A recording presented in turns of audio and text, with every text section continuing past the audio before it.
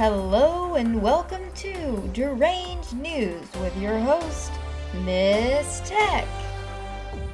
Hello and welcome to Miss Tech Radio, the only broadcasting show to bring you the USSA propaganda. Now, if you haven't been keeping up with the impeachment, well, I don't blame you. Why? Because the first time was a sham, and, well, no surprise, the second time is also a sham.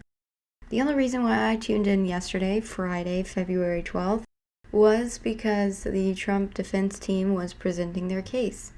And I'm really glad that I tuned in because they honestly dropped the biggest bombshells, the biggest dunks on the prosecution, the House of Representatives, and we'll just go ahead and say the entire Democratic and leftist party. I mean, it was just a slam dunk all day, 10 out of 10. I was enjoying every minute of every video they played of the absolute hypocrisy and what a joke the Democratic Party really is. So without further ado, let's go over some of the highlights from the Trump impeachment hoax. I figure maybe we can start out with just some breadcrumbs, and then we'll go into some highlights of the defense making their case. So we'll start out with Matt Walsh, Democrats who sat back and cheered while millions of Americans were impacted by rioting all summer, have now spent hours on the House floor tearfully describing their own trauma from a riot in which none of them were harmed. I truly despise these people. Dirtbags. All of them. And I do agree. That's what's so funny, actually, is that, I mean, they can't really convict Trump on anything because he never did anything wrong. They didn't do it the first time, and they sure can't do it this time. But they're going to try to. They sure are going to try to. So the only thing that they can apparently pin on him is incitement of violence. And the ironic thing is that all the Democrats have done for 5 years is incite violence. They've incited their little followers to violence. That's all they've done for 4 years, for 5 years. Let's take a look at the Love to Hate. AOC led a group of protesters that stormed Speaker Pelosi's office in 2018 for hours until Capitol Police arrested 51 of the protesters for unlawful entry and protest. Okay, so here we have AOC who claims she could have been murdered, even though it's been proven that her office was completely in a different building, almost a mile away. So that's a lie. But of course she likes to stoke things up for the press. By the way, this is what the Democrats want you to remember forever. They want you to remember that on the left is a peaceful protest. This is what the Democrats called mostly peaceful. 8 out of 10 mostly peaceful protests turned into a riot. And then on the right, you have a bunch of domestic terrorists. I mean, just look at them. Standing around, looking pretty peaceful. Nothing's on fire. Nothing's broken. There's no fights going on. But that's domestic terrorism. Now, if we're talking about real domestic terrorists, let's get into John Sullivan. David C. on Twitter, just a reminder that CNN employees took part in the Capitol Hill riot. They entered the Capitol building with John Sullivan, filmed it, interviewed him, and then blamed the whole thing on Donald Trump. The sheep gobbled it up like it was gospel. Now, let's take a second to explore the character of John Sullivan. Alright, so since the mainstream media could do absolutely nothing except revel in their own crap, while the defense team absolutely dunked on every one of them, the only thing that they could possibly say was wrong with the defense team's presentation is that, fact check, John Sullivan is not Antifa, because they believe Antifa is a myth, even though they gather, they have a flag, they have a website, they have pamphlets, they have large groups in different states throughout the United States. I would say that they're not just an idea. You know, some would call that a group. But anyway, let's go over to Twitter and fact check the fact checkers. During the impeachment trial today, the president's lawyers claimed that one of the first rioters arrested on January 6th was a member of Antifa and Black Lives Matter.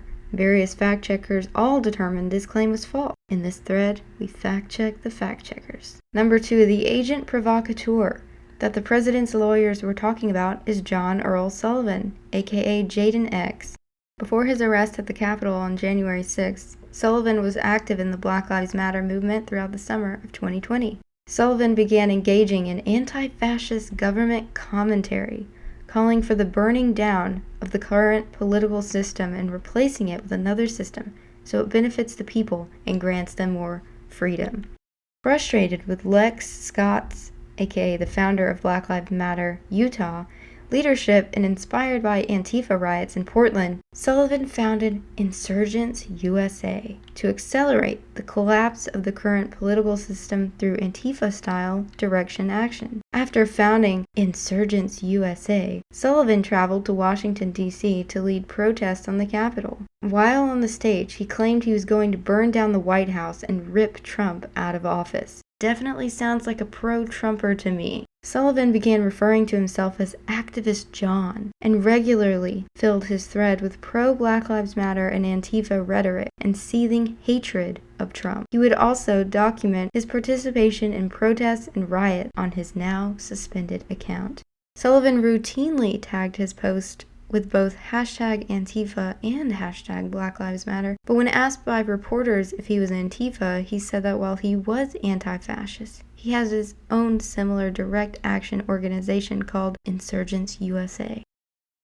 So I'm not going to go over all of the tweets regarding John Sullivan because there are 25 in total, and a significant portion of the ones that are relevant to the Capitol riot have a lot of profanity in them, but a lot of them are very damning of John Sullivan. So if you want to see them, the concrete proof of John Sullivan and his involvement in the Capitol riot, then you can check the link in the description. I will leave the link to the thread in there. So the biggest dunk that the defense team had against the prosecution, the House, the Democrats, and the left is that the absolute irony of their case is that they're accusing Donald Trump of something that they regularly did for 5 years. They regularly called for violence, they regularly used violent language, and they regularly used the word fight, which is the word that apparently incited the violence at the Capitol. So let's just go over some heavily ironic tweets, incidents that did not seem to age very well. So this is from Ilhan Omar. For those of you who plan to sit this election out or vote for Trump, just stop. Yes, just stop. The livelihoods of millions of marginalized people are at stake. We must fight like hell to get Donald Trump out of the White House and end the rise of fascism in this country. So we must use fascism in order to get someone who we think is a fascist out. Democratic logic right there. What about Representative Jamie Raskin, who is the head of the prosecution and who is a total nunce? The GOP rush to replace Justice Ginsburg is all about destroying the Affordable Care Act, women's health care and reproductive freedom, and the voting rights and civil rights of the people. We must fight like hell to stop this assault on health care and the Constitution. It sounds like you're assaulting the people right now by using your violent language in your tweets, Representative Raskin. And how about Representative Jim Jordan, that the Democrats in 2018 claimed the election was stolen? I mean, let's get real. All we've heard is Hillary Clinton say that the election was stolen from her, even though she stole it from Bernie. And to round it all off, we have the actual swamp creature herself, tough tie with Nancy Pelosi, Maxine Waters, encouraging her supporters to harass Trump administration officials. Yeah, this is from CNN. I'm sure we all know the hypocrisy of these anti-Trumpers, these Democrats, the left, everybody. We know how incredibly hypocritical they are and how violent they are and how pro-violence they are. Not one of them condemned the riots over the summer. In fact, they all encouraged them to continue to riot. But of course, we're going to address this in the highlight video. So I'm bringing out these two tweets to frame the narrative of this impeachment sham. We've got Senator John Cornyn tweeting out, "It's unprecedented and never happened in all of American history when a senator is to preside as a judge and a juror," regarding Senator Patrick Leahy. Sean Davis tweets out that a resolution from Congresswoman Cori Bush, believing that the Republican members of Congress who have incited this domestic terror attack through their attempts to overturn the election must face consequences. Interestingly enough, it was dated January 5th. So what exactly are the Democrats trying to pin on Trump? Well, they're trying to say that his speech incited violence at the Capitol. Well, just a couple of facts before we get started. One, factually speaking, the riot at the Capitol occurred an hour, to be specific, 45 minutes before the president started speaking at the ellipse. Before. Secondly, the tweets sent from President Trump after his speech at the ellipse concluded at 1:11 p.m. were in support of law enforcement, Capitol Police, and staying peaceful. So many calls of peace. Let's go over this one at 2:38 p.m. Please support our Capitol Police and law enforcement. They are truly on our side of the country. Stay peaceful, he says. Now, considering that the House is trying to get him, so to speak, on incitement of violence, it's ironic that they don't use the tweets that were sent out directly after he was informed that the Capitol had been breached. Like this one, I'm asking for everyone at the U.S. Capitol to remain peaceful. No violence. Remember, we are the party of law and order. Respect the law and our great men and women in blue. Thank you. Now also keep in mind, please, that the House did a rush impeachment. Why? Because they didn't have time to bother with an investigation. No. Why bother with an investigation? He doesn't hold office. In fact, the defense team said that they were willing to hold articles of impeachment for over 100 days to guarantee Biden was in office. So why do they want to impeach President Trump? Why? He's not in office anymore. He's a private citizen. Well, conveniently, that brings me straight into the defense team. Well, the defense conveniently put it into a nice little compilation for us. Let's watch. Why bother with a Senate trial of Donald Trump? He's no longer president. He'll be out of office anyway. Is it to keep him from ever running again? Make sure he can never run for office again. Keep him from running for office again. Donald Trump would not be able to run for office again. Barring him from running for office again. Disqualified from running for office. Disqualify him from ever running from office again. Disqualified from running for office again. It's about focusing that he can never run again. Remove him from ever running for office again. Never be able to run for office again. To ban former President Trump from running again. If we don't impeach this president, he will get reelected. Now I'm going to start out with something that the president has always been adamant on, whether it was his campaign in 2016 or his campaign in 2020 or his entire presidency. He's always stayed consistent that he is with the rule of law and order. He is always pro-police and anti-violent riots and violent protests. He is pro-peaceful protest and pro-law enforcement. So let's watch a nice compilation given to us by the defense. President of law and order and an ally of all peaceful protesters. The vast majority of the protests have been peaceful.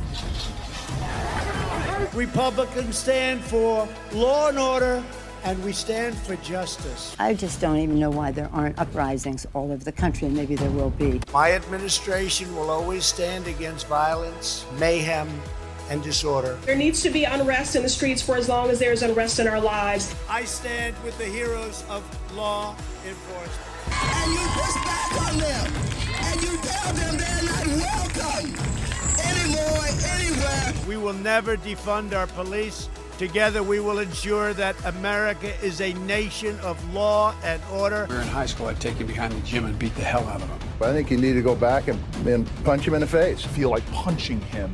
We just want law and order. Everybody wants that.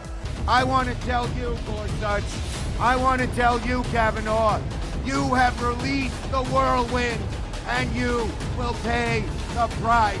We want law and order. We have to have law and order. Show me where it says that protests are supposed to be polite.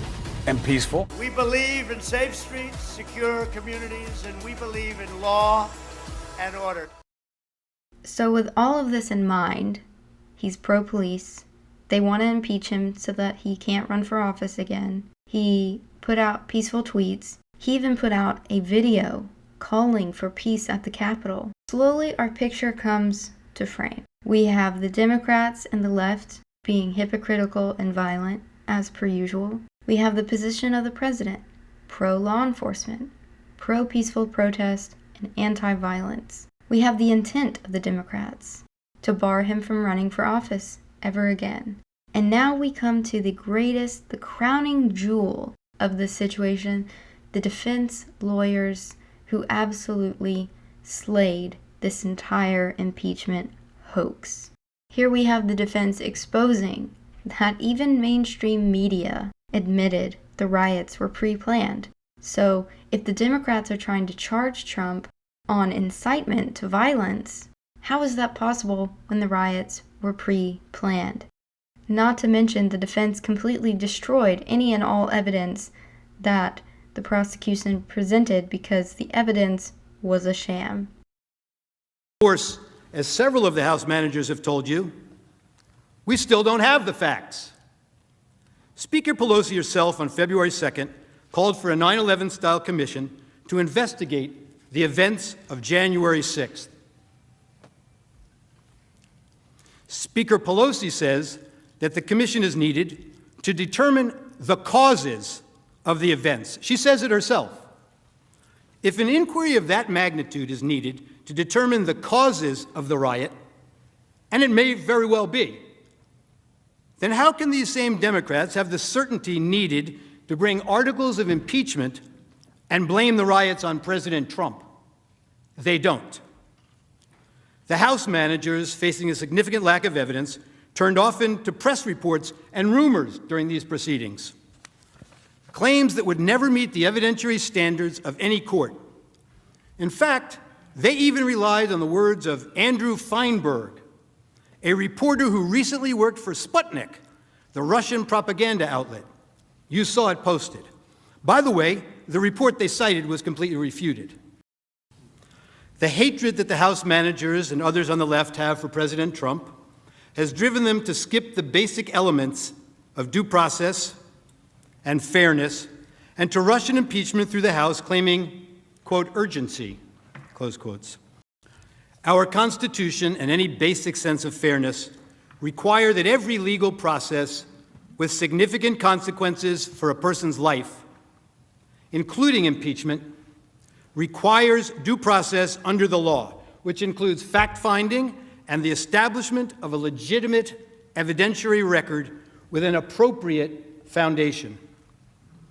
Even last year's impeachment followed committee hearings and months of examination and investigation by the House.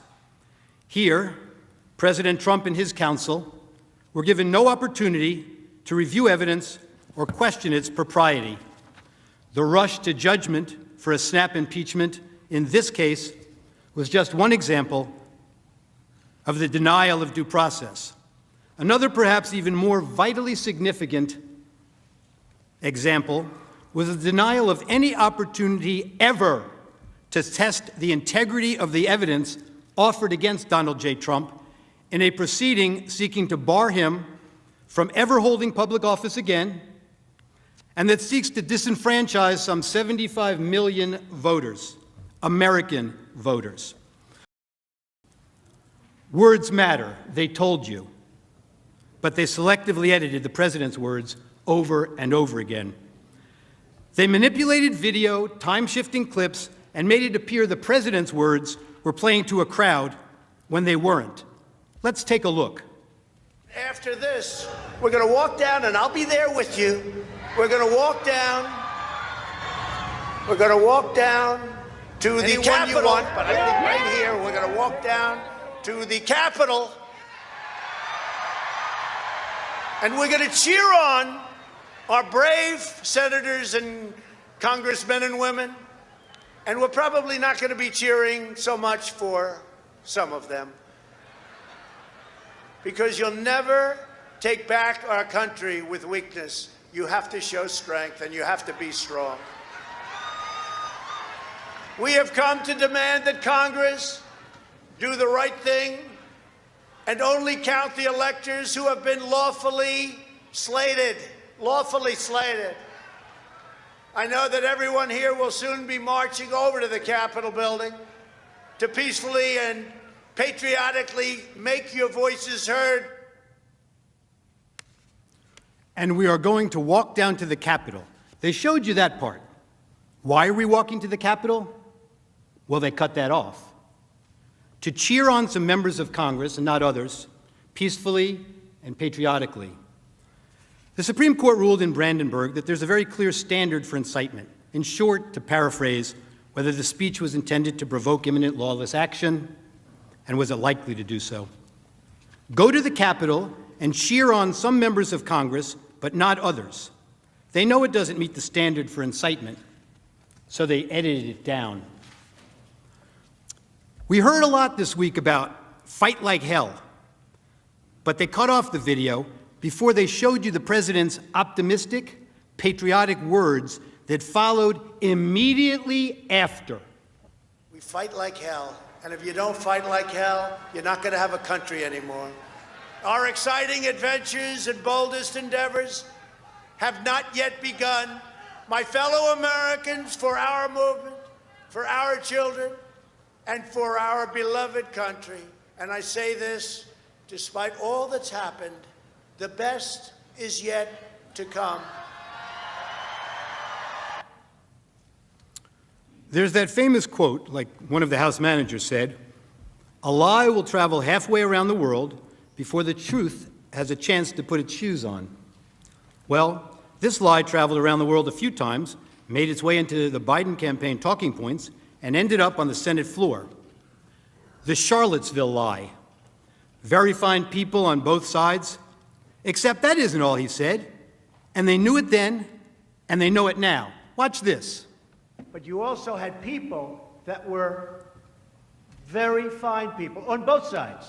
You had people in that group, excuse me, I saw the same pictures as you did. You had people in that group that were there to protest the taking down of, to them, a very, very important statue and the renaming of a park from Robert E. Lee to another name. Robert E. Lee are not the same. Well, no, George Washington was a slave owner. Was George Washington a slave owner? So will George Washington now lose his status? Are we going to take down, excuse me, are we going to take down statues to George Washington? How about Thomas Jefferson? What do you think of Thomas Jefferson? You like him? Okay, good. Are we going to take down the statue? Because he was a major slave owner. Now we're going to take down his statue. So you know what? It's fine. You're changing history, you're changing culture, and you had people, and I'm not talking about the neo-Nazis and the white nationalists, because they should be condemned totally. But you had many people in that group other than neo-Nazis and white nationalists, okay? And the press has treated them absolutely unfairly. Now, in the other group also, you had some fine people, but you also had troublemakers, and you see them come with the black outfits and with the helmets and with the baseball bats. You had a lot of bad people in the other group too. Treated unfairly, sir. I'm sorry, I just didn't understand what you were saying. You were saying the press has treated white nationalists unfairly? No, I just didn't understand what you were saying. No. There were people in that rally, and I looked the night before. If you look, there were people protesting very quietly the taking down of the statue of Robert E. Lee. I'm sure in that group there were some bad ones. The following day it looked like they had some rough, bad people. Neo-Nazis, white nationalists, whatever you want to call them. But you had a lot of people in that group that were there to innocently protest, and very legally protest, because, you know, I don't know if you know, they had a permit. The other group didn't have a permit. So I only tell you this, there are two sides to a story. I thought what took place was a horrible moment for our country, a horrible moment. But there are two sides to the country. Does anybody have a final? Does anybody have, you have an infrastructure. What makes you think? This might be today the first time the news networks played those full remarks in their context. And how many times have you heard that President Trump has never denounced white supremacists? Now you in America know the truth. People who need to fight are members of Congress. Why did we have to skip the necessary due diligence and due process of law and that any legal proceeding should have? It couldn't have been the urgency to get President Trump out of office. House Democrats held the articles until he was no longer president, mooting their case. Hatred, animosity, division, political gain, and let's face it, for House Democrats, President Trump is the best enemy to attack. I want to say this for Donald Trump, who I may well be voting to impeach. Donald Trump has already done a number of things which legitimately raise the question of impeachment. I don't respect this president, and I will fight every day until he is impeached. That is grounds to start impeachment proceedings. Those are grounds to start impeachment. Those are grounds to start impeachment proceedings. Yes, I think that's grounds to start impeachment proceedings. I rise today, Mr. Speaker, to call for the impeachment of the President of the United States of America. I continue to say, impeach him! Impeach 45! Impeach 45! So we're calling upon the House to begin impeachment hearings immediately. On the impeachment of Donald Trump, would you vote yes or no? I would vote yes. I would vote to impeach. Because we're going to go in there, we're going to impeach the mother. But the fact is, I introduced articles of impeachment in July of 2017. If we don't impeach this president, he will get reelected. My oath requires me to be for impeachment, have an impeachment hearing. He needs the scarlet eye on his chest. The representatives should begin impeachment proceedings against this president. It is time to bring impeachment charges against him. Bring impeachment charges. My personal view is that he richly deserves impeachment. I'm here at an impeachment rally, and we are ready to impeach the... Well, we can impeach him every day of the week for anything he does. That same hatred and anger has led House managers to ignore their own words and actions and set a dangerous double standard. The House managers spoke about rhetoric, about a constant drumbeat of heated language. Well, as I'm sure everyone watching expected, we need to show you some of their own words. I just don't even know why there aren't uprisings all over the country, and maybe there will be. There needs to be unrest in the streets for as long as there's unrest in our lives. You got to be ready to throw a punch. You have to be ready to throw a punch. Donald Trump, I think you need to go back and punch him in the face. That I thought he should have punched him in the face. I feel like punching him. I'd like to take him behind the gym if I were in high school. If we were in high school, I'd take him behind the gym and beat the hell out of him. No, I wish we were in high school. I could take him behind the gym. I will go and take Trump out tonight. Take him out now. Okay. When was the last time an actor assassinated a president? They're still going to have to go out and put a bullet in Donald Trump. Show me where it says that protests are supposed to be polite and peaceful. And you push back on them.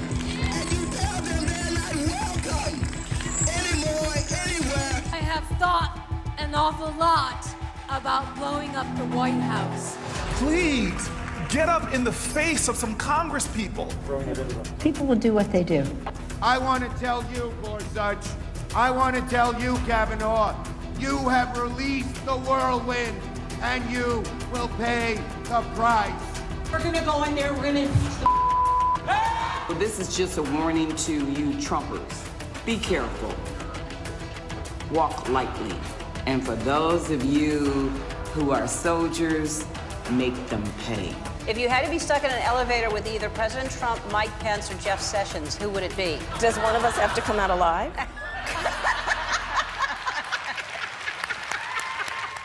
Because my constituents send me here each and every day to fight. We have been fighting this fight, and we need to be side by side so we can succeed. And so I hope that you will all join us in our fight.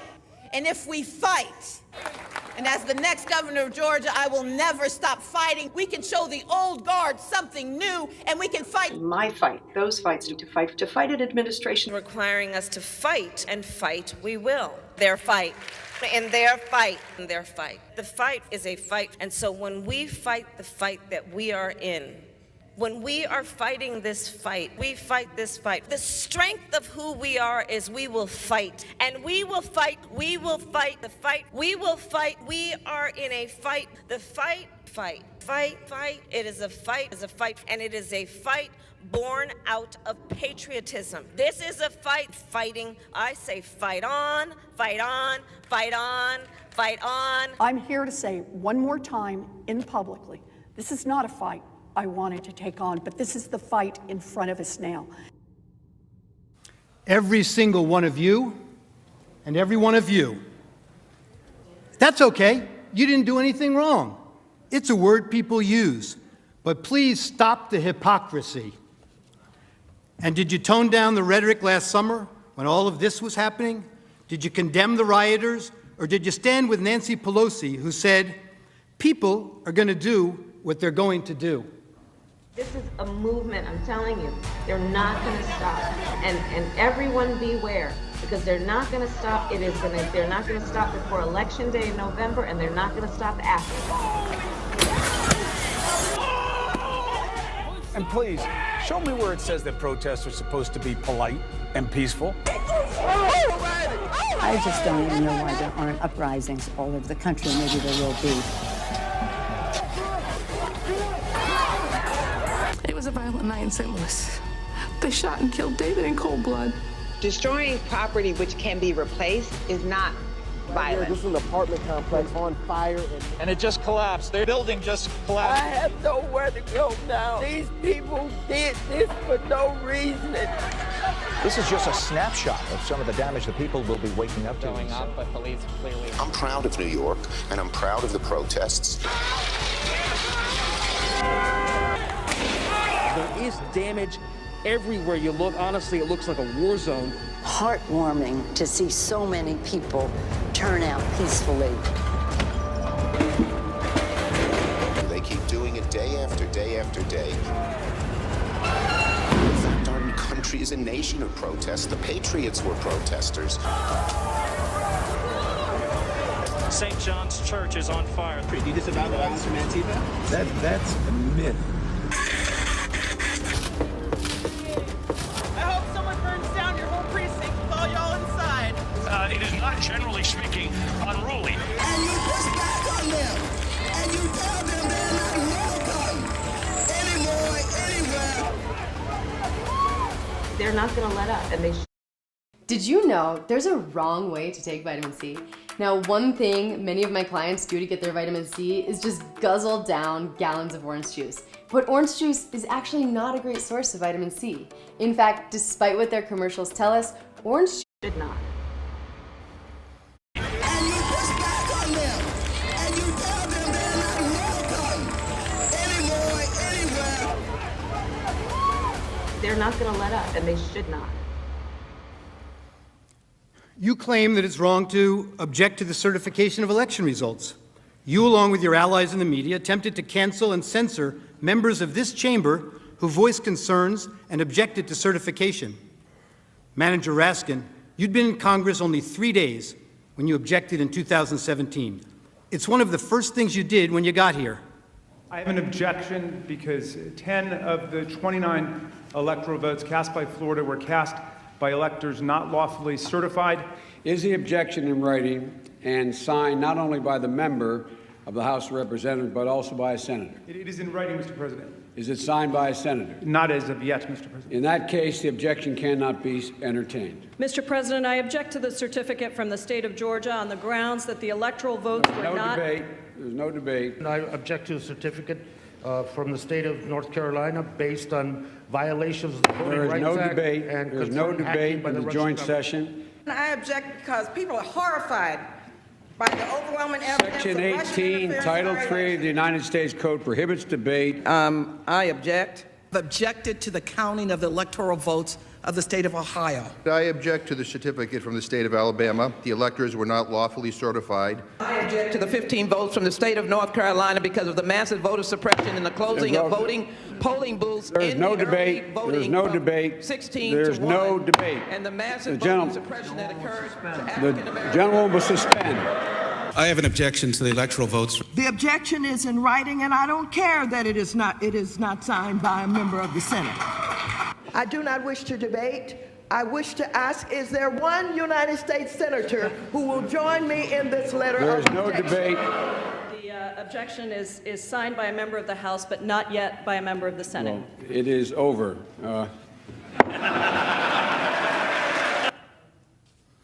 And when the House managers realized that the president's actual words could not have incited the riot, as you alleged in your article of impeachment, you attempted to pivot. You said that raising the issue of election security and casting doubt on the propriety of our elections was dangerous. One of the House managers, Mr. Cicilline, told you that this is not about the words Mr. Trump used in isolation. Rather, it is about the big lie, the claim that the election was stolen. The House managers told you that it's the big lie that incited the riot, and that the big lie was President Trump's claim that the election was not a fair election or that the election was stolen. Claiming an election was stolen, you were told, are words that are insightful to a candidate's followers and cause people to respond violently. Claiming an election was stolen or not legitimate is something that a candidate should never do because he or she knows or should know that such a claim and such words can actually incite violent insurrection, you were told. Well, it seems that the House manager's position must be actually a bit narrower than that. The House manager's position really is that when Republican candidates for office claim an election is stolen or that the winner is illegitimate, it constitutes inciting an insurrection, and the candidate should know it. But Democratic Party candidates for public elective office are perfectly entitled to claim the election was stolen or that the winner is illegitimate or to make any other outrageous claim they can. It is their absolute right to do so. And it is their absolute right to do so irrespective of whether there's any evidence to support the claim. Democratic candidates can claim that an election was stolen because of Russian collusion or without any explanation at all, and that is perfectly okay and is in no way incitement to an insurrection. And somehow, when Democratic candidates publicly decry an election as stolen or illegitimate, it's never a big lie. You've been doing it for years. But can you imagine telling your supporters that the only way you could possibly lose is if an American election was rigged and stolen from you? And ask yourself whether you've ever seen anyone at any level of government make the same claim about their own election. If Stacey Abrams doesn't win in Georgia, they stole it. It's clear. It's clear. And I say that publicly, it's clear. You can run the best campaign, you can even become the nominee, and you can have the election stolen from you. He knows he's an illegitimate president. He knows that there were a bunch of different reasons why the election turned out the way it did. Votes remain to be counted. There are voices that were waiting to be heard. And I will not concede. And I respect where you're coming from, and I respect the issues that you're raising. You're not answering the question. Do you think it was... You're not using the word legitimate. There are still legitimate concerns over the integrity of our elections and of ensuring the principle of one person, one vote. I agree with tens of millions of Americans who are very worried that when they cast the ballot on an electronic voting machine, that there is no paper trail to record that vote. But constantly shifting vote tallies in Ohio and malfunctioning electronic machines which may not have paper receipts have led to additional loss of confidence by the public. This is their only opportunity to have this debate while the country is listening, and it is appropriate to do so. House Manager Castro no longer has to try to imagine it, thanks to the distinguished senator and others. It didn't have to be this way. The Democrats promised unity. They promised to deliver the very COVID relief in the form of $2,000 stimulus checks that President Trump called for. They should have listened to their own words of the past. I leave you with the wise words of Congressman Jerry Nadler. The effect of impeachment is to overturn the popular will of the voters. We must not overturn an election and remove a president from office, except to defend our system of government or our constitutional liberties against a dire threat. And we must not do so without an overwhelming consensus of the American people. There must never be a narrowly voted impeachment or an impeachment supported by one of our major political parties and opposed by the other. Such an impeachment will produce the divisiveness and bitterness in our politics for years to come, and will call into question the very legitimacy of our political institutions. The American people have heard the allegations against the president, and they overwhelmingly oppose impeaching him. They elected President Clinton. They still support him. We have no right to overturn the considered judgment of the American people. Mr. Speaker, the case against the president has not been made. There is far from sufficient evidence to support the allegations, and the allegations, even if proven true, do not rise to the level of impeachable offenses. Mr. Speaker, this is clearly a partisan railroad job. The same people who today tell us we must impeach the president for lying under oath, almost to a person voted last year to re-elect the speaker who had just admitted lying to Congress in an official proceeding. The American people are watching, and they will not forget. You may have the votes, you may have the muscle, but you do not have the legitimacy of a national consensus or of a constitutional imperative. This partisan coup d'etat will go down in infamy in the history of this nation. Thank you, Mr. Speaker. I yield back the balance of my time. Anonymous Patriot says the defense did the most generous thing they could do. Limited the brutal beatdown to just 2.5 hours when they could have used 16. They should be grateful for Trump's mercy. The Washington Post posts, opinion. If Republican senators acquit Trump, they will own the violence that follows. So they admit in this post, posted February 12, 2021 at 2:12 a.m., they admit that violence comes from the Democrats. They literally admit right here that violence will follow if they don't get what they want, which is what they've been doing for 5 years. They've been doing it for 5 years. Are you surprised that this is going to be the result? The National Guard is in D.C., and I would love to see that unfold. Let's keep in mind yesterday that only one, at any given time, while the defense was presenting their case, only one, maybe two, of the prosecution stayed in the room to listen. They didn't even listen to the case. In fact, most of the senators left the room. They left the room. How can you be a judge and a jury and leave the room because you don't want to listen to the truth? Go figure. Democrats can't handle the truth. The national media was forced to look at all of the hypocrisy and face the facts that the Democrats have always called for violence. So the circus show was almost at a conclusion this morning when suddenly the Senate decided to vote to have witnesses come to the stand. I guess when they realized that the defense had over 300 witnesses they could have called to the stand, they got a little scared and backed out. So this is where we are in this political theater. We've got a prosecution with no case. We have Senate Democrats who are willing to throw the Constitution in the trash, which isn't a surprise. They've been doing that for a very long time.